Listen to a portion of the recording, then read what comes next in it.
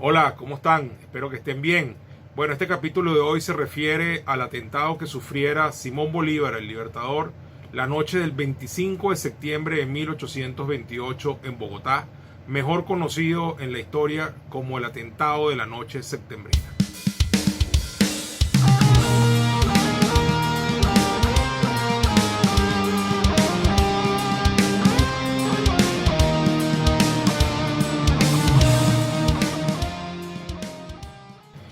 Para buscarle un antecedente directo a esto, pues deberíamos decir que en realidad es un punto de máxima tensión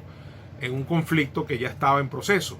y que básicamente era un conflicto entre Bolívar y sus principales seguidores y Santander y sus principales seguidores,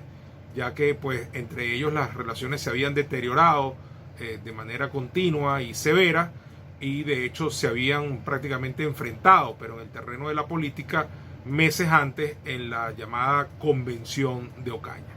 En esta convención, que se celebra en esa ciudad entre el 9 de abril y el 10 de junio de 1828, pues se confrontan dos proyectos políticos muy claros.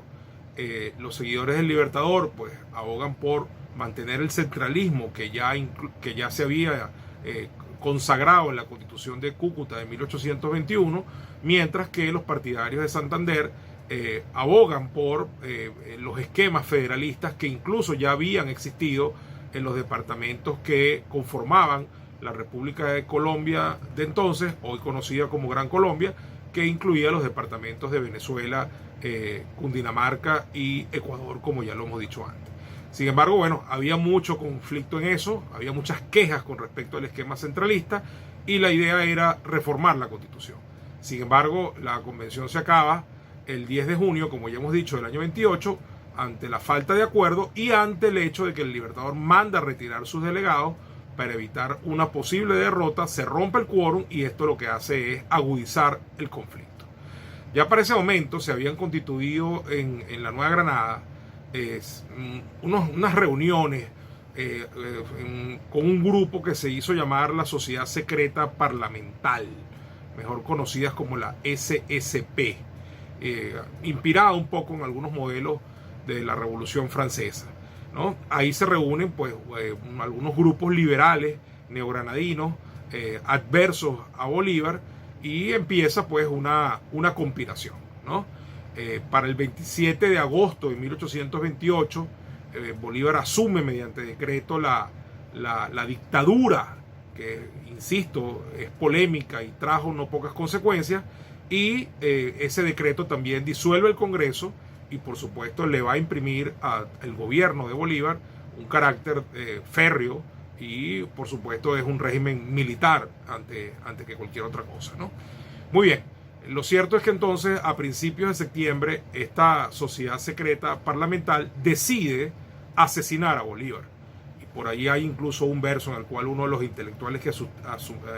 asistía a estas reuniones deja plasmado la decisión de esa manera, en un poema, ¿no? Lo cierto es entonces que el 25 de septiembre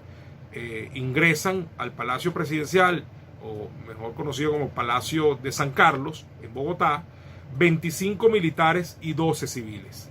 comandados todos por el teniente coronel Pedro Carujo, personaje muy polémico al cual ya hemos hablado en otras oportunidades, que también fue quien detuvo a Vargas en la Revolución de las Reformas aquí en Venezuela en 1835.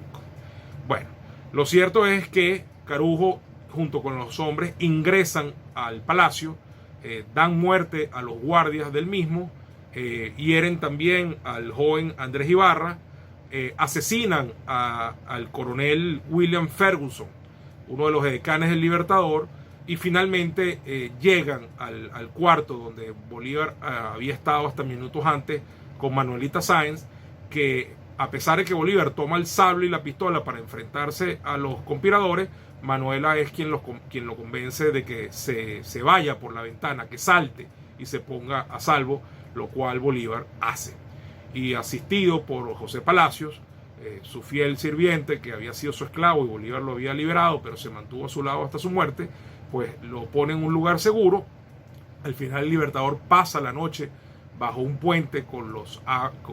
pies metidos en el agua, cosa que muchos historiadores coinciden, fue uno de los factores que más contribuyó a agravar el deterioro de su salud. Y bueno, mientras que transcurre todo el proceso, pues mueren todas estas personas, ocurren todos estos acontecimientos. Y bueno, finalmente el coronel Whitley, que estaba al mando del batallón Vargas, fue clave para confrontar a los conspiradores y hacer fracasar la rebelión, que era básicamente un atentado contra la vida de Bolívar. Después, los generales Urdaneta y Córdoba esa misma noche toman control de la ciudad desde el punto de vista militar, y empieza un proceso de persecución y captura de casi todos los que participaron en el atentado esa noche. Muy bien, lo cierto es que entonces el Libertador regresa ya a la luz del sol del día siguiente, y bueno, empieza un proceso muy polémico de juicios contra los complotados. Y bueno, en principio se nombra un tribunal especial, el tribunal condena a algunos, absuelve a otros, pero se designa al general Urdaneta luego como juez único, revisa todas las causas y se terminan tomando decisiones muy polémicas, como por ejemplo fusilar al almirante Padilla, el héroe de la batalla naval del Lago, al que nos hemos referido aquí en nuestros audios y ahora videos de historia, y fue fusilado a pesar de que estaba preso en el momento que ocurrieron los acontecimientos de esa noche. Y en cambio Pedro Carujo, por ejemplo, que fue claramente el cabecilla visible, convicto y confeso de la conspiración, el que entró en el palacio con los hombres armados, también fue condenado a muerte, pero Bolívar le perdonó la vida y lo mandó al destierro. De hecho, lo mandaron aquí a Venezuela,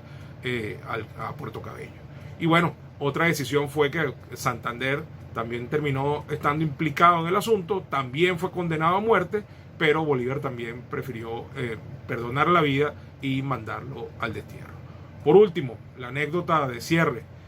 al regreso de Bolívar al Palacio Presidencial, al Palacio San Carlos, pues está por supuesto esperándolo mucha gente, y entre ellas Manuela Sáenz, que sin duda alguna tuvo un heroico comportamiento esa noche, no solamente convenciéndolo de que se lanzara por la ventana, sino confrontándose ellos con los conspiradores, entreteniéndolos y haciéndoles perder tiempo para salvar la vida del Libertador. Y Bolívar, cuando la vio frente a la gente, dijo: he aquí la libertadora del Libertador. Bueno, muchas gracias, hasta la próxima.